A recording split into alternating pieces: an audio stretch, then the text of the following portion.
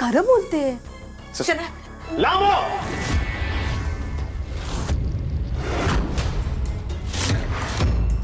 लांब उभी राहा. अहो मी खरं. मी सांगितलं ना, लांब उभी राहा. सावकाश उठ. उठ तू आधी. तू काळजी करू, मी आहे ना.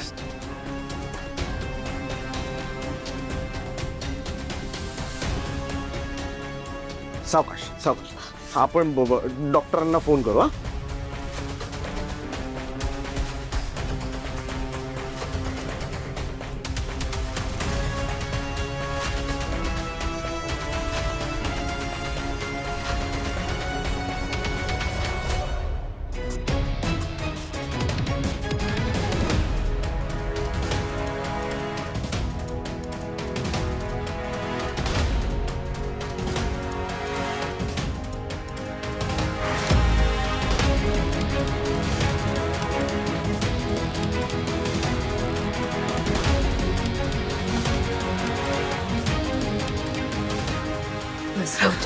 काही नाही, काही नाही, सगळं व्यवस्थित.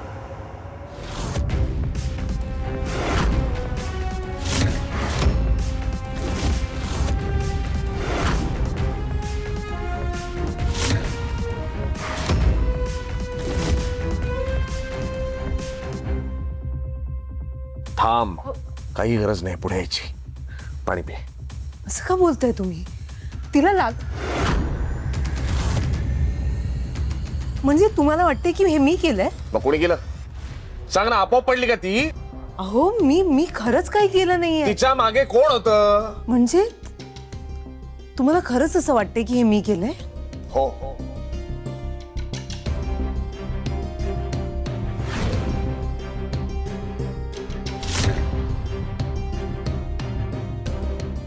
अहो नाही, तिथे पावडर पडली होती. मी बघितली, त्याच्यावरनं घसरली असेल. पावडर दाखव. चल. अहो अहो मला ऐका ना. पावडर दाखव. कुठे पावडर पडली आहे दाखव. ते बघा.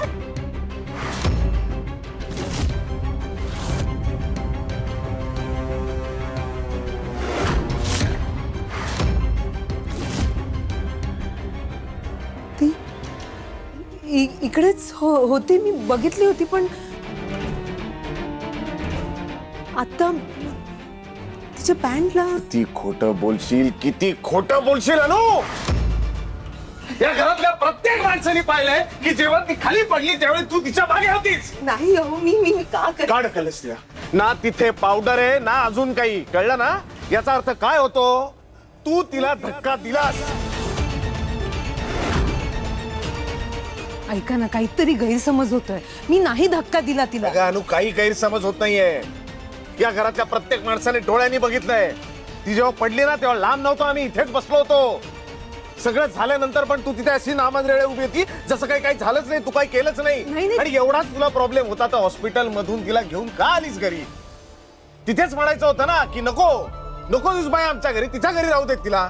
पण नाही, तू सांगितलंस की नाही आमच्या घरी चल. मी नाही धक्का दिला. मी तुम्हाला सांगते, त्या पावडर वरनं ती घसरली असेल. ती घसरली, मला ती दिसली. मी तिला असा हात दिला आणि तेवढं परत तुला म्हणतोय तिथे पावडर नाहीये. तेवढ्यात तुम्ही आलात आणि तुम्ही मला बघितलं. मी नाही धक्का दिला आई, मी नाही धक्का दिला.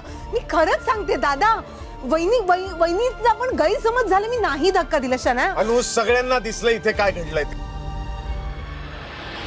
बाबा कधी कधी डोळ्यांनी दिसतं ते खोटं असतं. आवाज खाली कर. तुम्ही प्लीज विश्वास ठेवा ना माझ्यावर. ओके ओके चल, मी तुझ्यावर विश्वास ठेवायला तयार आहे. माझ्या प्रश्नांची उत्तर दे.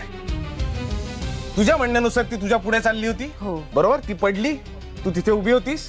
नॉर्मल परिस्थितीमध्ये जर एखादी आपल्या समोरची व्यक्ती पडायला लागली तर आपण सावरायला जातो. तू मख्खासारखी तिथे उभी होतीस. ज्या अनुप्रियाला प्रत्येकाची कीव येते, प्रत्येकाची दया येते, प्रत्येक चांगल्या गोष्टीसाठी ती पुढे असते, तिच्या समोर एक जवळची मैत्रीण पडताना तिला काहीच नाही वाटलं. आई अहो, मला 2 मिनिटं काही सुचलं नाही. मला काही सुधरतच नव्हतं. मी तिला हाक मारायला गेलो, तिला उचलायला गेलो तर तुम्ही ओरडला मला की मागे हो. तोच तर प्रश्न आहे माझा. काय? मी तिथे पोहोचेपर्यंत वाट का बघावी लागली तुला? कारण तुला बघायचं होतं की ही कशी पडली, हिला लागलंय की नाही, हिचं काय झालंय, हे सगळं तुला बघायचं होतं. आणि म्हणून तू गप्प उभी राहिलीस, कारण तू तिला धक्का दिलास अनुप्रिया. तू